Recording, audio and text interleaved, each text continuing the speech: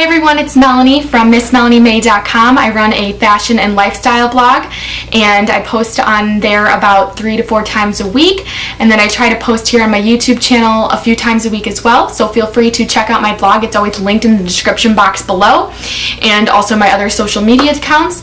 And then feel free to subscribe to my YouTube channel. I try to post on here a few times a week, 1 to 2.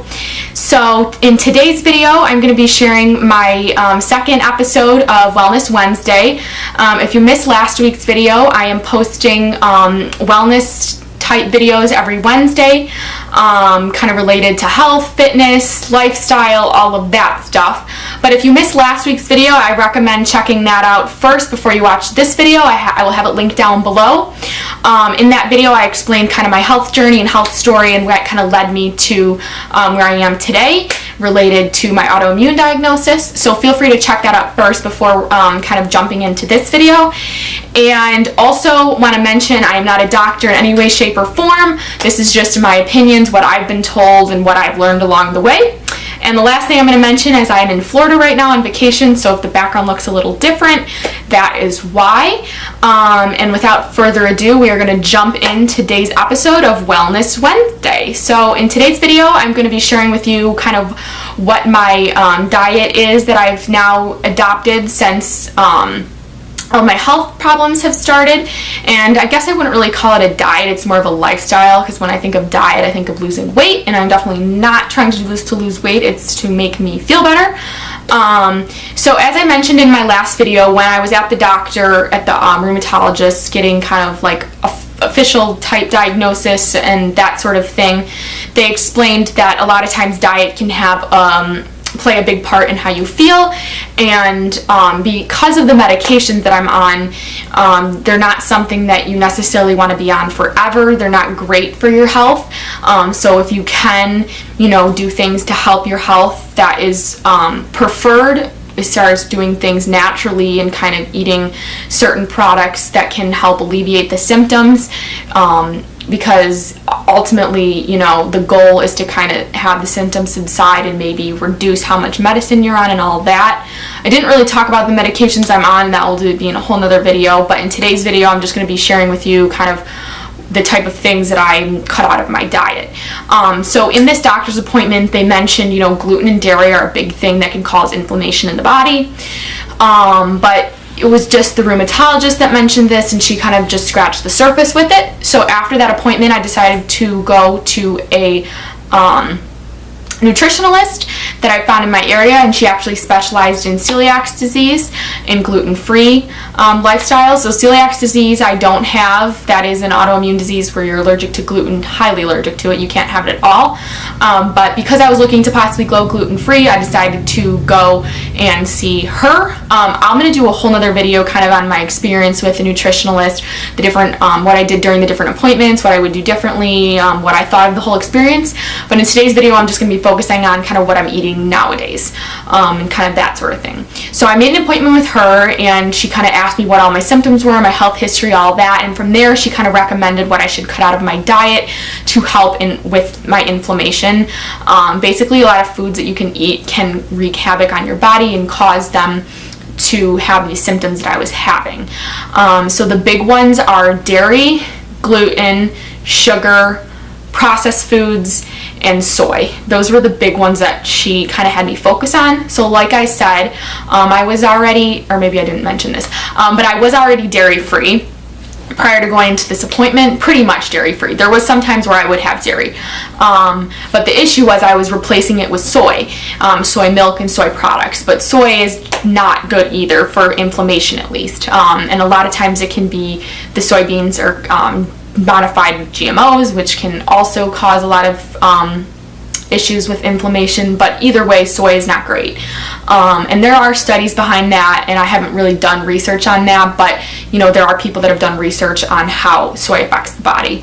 But so that was the issue with that. So I have cut out dairy and soy, and then the next one was gluten. Now obviously this one was a larger change, but with today's society, I actually haven't found it too hard. I would say I'm definitely eating a little healthier than I was eating because of it, but there are a lot of substitute products, including pastas, breads, all of that stuff. You do have to be careful with the pastas and breads that, you know, the gluten-free isn't substituted with, you know, just like crappy like white additives. But if you get like a gluten-free that's whole grain or made with rice or other things like that, it's not terrible for you. So I also did that. Now the other thing I will mention is, because I'm not celiac or I'm not allergic to gluten, I'm not as strict with it. So like, as long as there's not gluten in the actual item, you know, I'm not gonna, like, let's say I go to a restaurant and I have a piece of pizza that, you know, has gluten-free crust, you know, the rest server might ask me, you know, do you need a separate plate or separate area, do you need gloves changed? I don't really worry about all of that stuff, just because of you know, I'm not like highly allergic. So that was the next thing, and that I definitely noticed the biggest difference with that. I felt less bloated, I had less stomach pain, just in general I felt better. Now I know that gluten is kind of like a fad thing in the past few years as far as like weight loss and that sort of thing. I definitely didn't do it to lose weight. I definitely think that I've eaten healthier because but you can still go gluten-free and not eat healthy. So, you know, it's not something that I would say you definitely need to do. And actually my nutritionalist said that if you don't need to go gluten-free, it's really not good for you. You know, you're meant to have wheat and gluten products, unless, you know, it's wreaking havoc on your body, then in that case it might not be the best option for you. So for me it wasn't, but you know, it's not for everyone. You don't necessarily need to do it unless you have certain illnesses or certain symptoms that may cause doctors to think that you might want to do this. Like I said, I'm not a doctor at all, so if you're thinking about going on this type of diet lifestyle, you might want to talk to your doctor first. And then the next thing was sugar. Now this was the hardest thing for me because I am a big sweet tooth. And when I mean sugar, I don't mean like cutting out like fruits and that sort of thing. I mean like refined white sugar. Now obviously I still have sugar. I just had a brownie today. But in general, I, you know, definitely cut out like candy and just making products or making like brownies and cookies and that sort of thing with healthier sugar substitutes. What does that mean? That means honey, coconut sugar, agave nectar, things that are more natural sugars, because white sugar is very processed and refined. So, and then using like, you know, even just like, instead of like eating a chocolate bar, maybe making something with cacao or something like that. I've been really into acai bowls with chocolate cacao in them.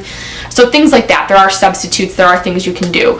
Like I said, I still eat fruit. I still eat things like that.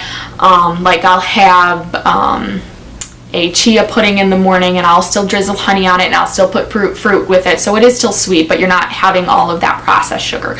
You know, all the sugars that are in like granola bars and drinks and teas, that sort of thing, I'm a lot more careful and look at the label, and you'll be surprised at how much added sugar is in things. Like I said, I have not completely cut sugar out. I've just kind of tried to watch my intake.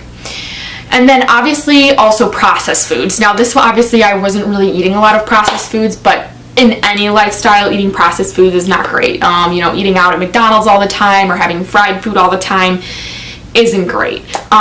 So those were the main things. Like I said, dairy, soy, gluten, sugar, processed foods. Those were the main 5 things that she had told me about.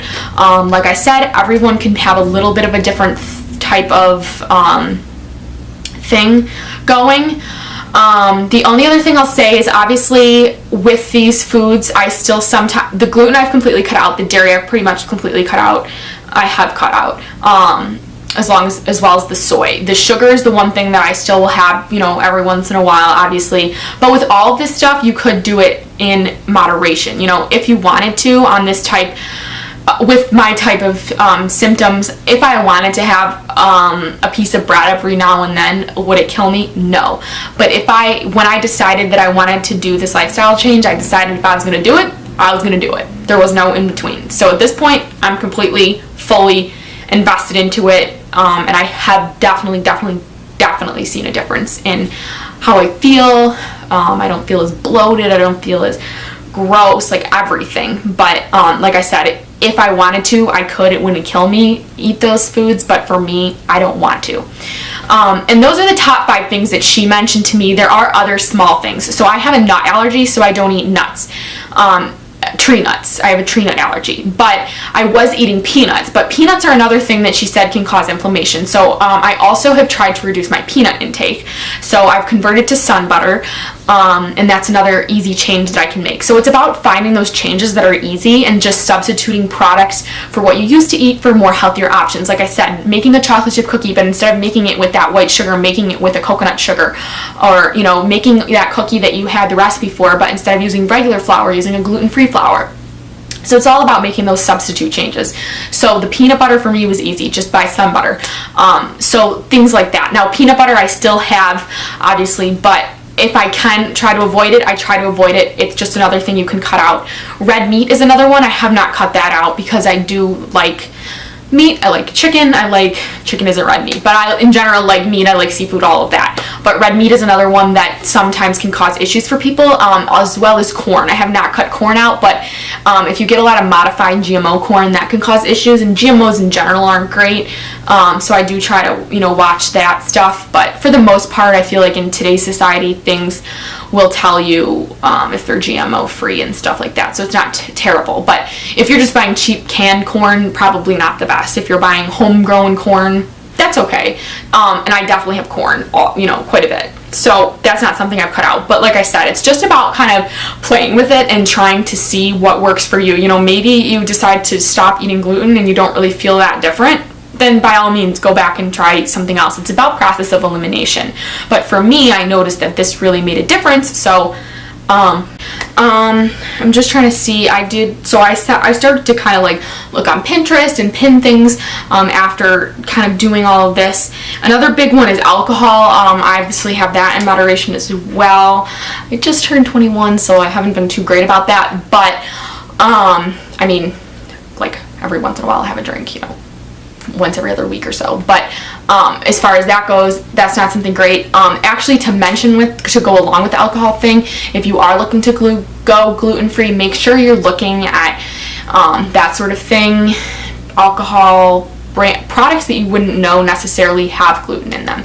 And like I said, I'm going to do a whole separate video on what my experience was with my nutritionalist, but I will say that the one thing that she helped me with is realizing that there's gluten in things that you wouldn't necessarily realize.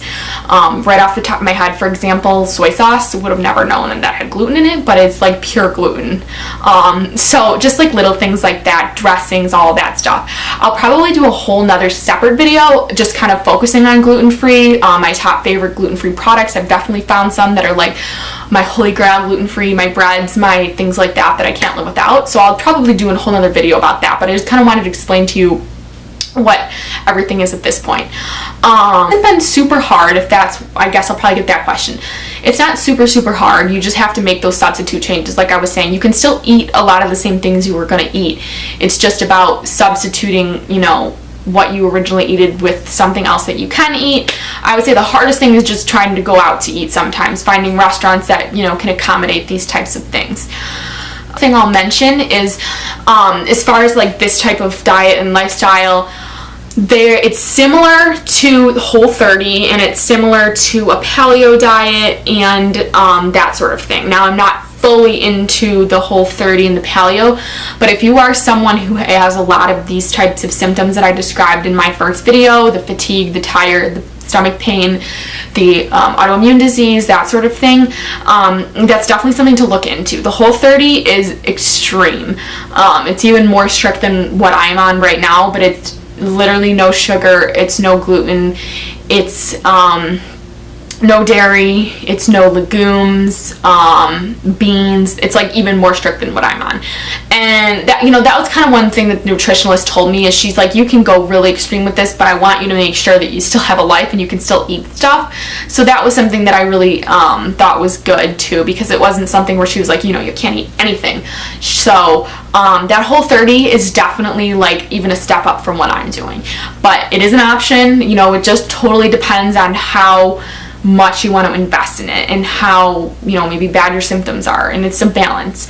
For me, you know, I'm still in college, so, you know, for me to do like the extreme of the extreme, that seems like a lot for me, but for what I'm doing right now, it seems like I can manage it, and it's helping.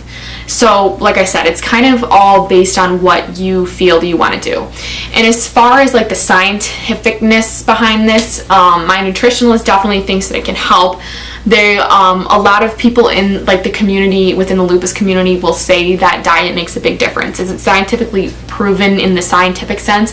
No, not necessarily, but there are tons of videos out there saying that diet makes a big difference in how you feel. Maybe not for everyone, but for a lot of people it does make a difference, especially with people that have autoimmune diseases.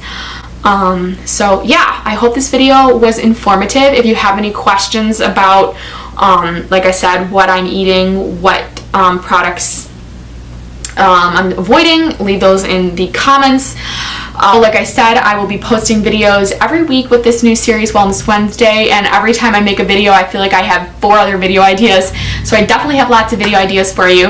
And as always, have a great day, and I will see you in my next video.